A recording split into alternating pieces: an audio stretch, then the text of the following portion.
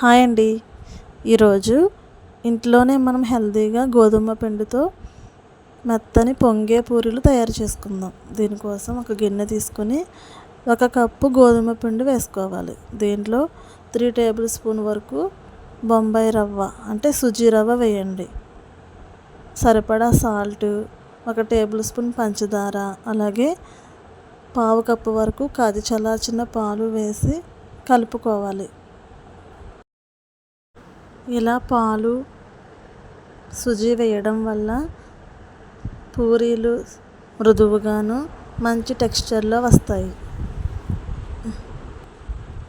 ఇప్పుడు కొంచెం కొంచెంగా వాటర్ వేసుకుంటూ చపాతీ పిండి కంటే కొంచెం గట్టిగా ఉండేలాగా బాగా మిక్స్ చేసుకోవాలి. ఇలా బాగా కలుపుకొని మూత పెట్టుకొని ఒక అరగంట సేపు పక్కన పెట్టుకోండి. ఇప్పుడు ఈ పూరీల్లోకి కర్రీ తయారు చేసుకుందాం.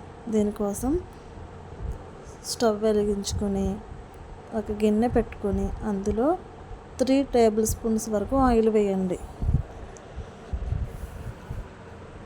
ఆయిల్ బాగా హీట్ ఎక్కిన తర్వాత 1 టేబుల్ స్పూన్ శనగపప్పు, 1 టేబుల్ స్పూన్ మినప్పప్పు, ఆవాలు, అలాగే జీలకర్ర, 2 టేబుల్ స్పూన్స్ పల్లీలు, ఎండుమిర్చి వేసి అవి వేగిన తర్వాత చిన్నగా కట్ చేసుకున్న అల్లం ముక్కలు కూడా వేసి 2 ఉల్లిపాయలు, 2 పచ్చిమిరపకాయలు, కొంచెం కరివేపాకు వేసి సాల్ట్ కూడా వేసి బాగా మిక్స్ చేసుకుని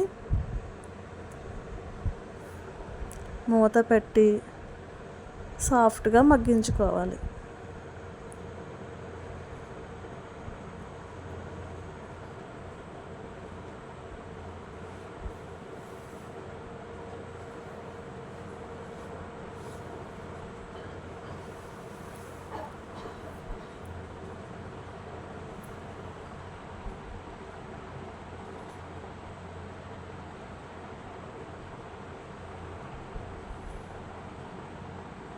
ఇప్పుడు ఒక క్యారెట్ని చిన్న చిన్న ముక్కలుగా కట్ చేసుకొని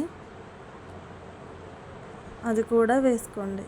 మీ దగ్గర బఠానీ ఉంటే అవి కూడా వేసుకోవచ్చు. అలాగే మెత్తగా ఉడికించుకున్న బంగాళదుంపను కూడా మ్యాష్ చేసుకొని వేసుకొని మళ్ళీ 5 మినిట్స్ వరకు మగ్గించుకోవాలి.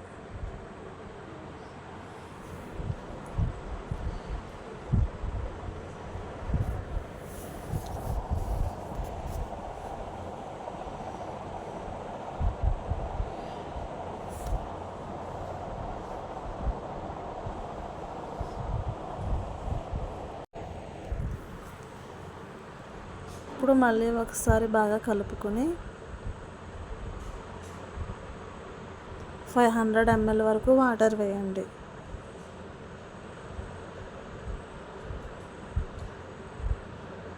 ఈ ఎసరంతా కూడా బాగా మరిగేలోపు మనం శనగపిండి మిక్స్చర్ని తయారు చేసుకోవచ్చు.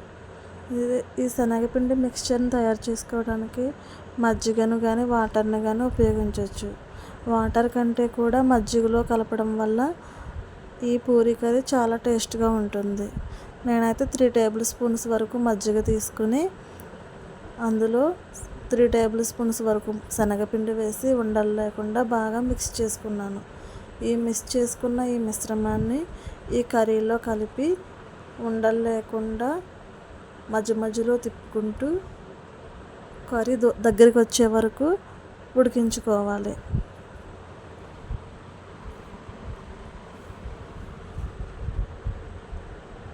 నేను పూరీలు చేయడం మీకు చూపించలేదు. ఆయిల్ బాగా హీట్ అయిన తర్వాత ఇలా ఒక్కొక్కటిగా వేసుకుని ఆయిల్లోకి డిప్ చేసుకుంటూ పూరీలను వేయించుకోవాలి.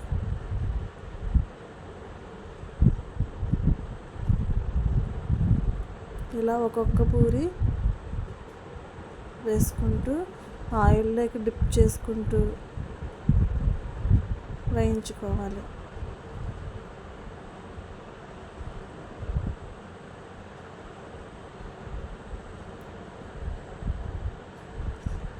స్టవ్ మంట ఎప్పుడు కూడా మీడియం ఫ్లేమ్లో ఉంచుకొని వేయించుకుంటే చాలా చక్కగా పొంగుతాయి. చూసారు కదా ఎంత బాగా పొంగుతున్నాయో.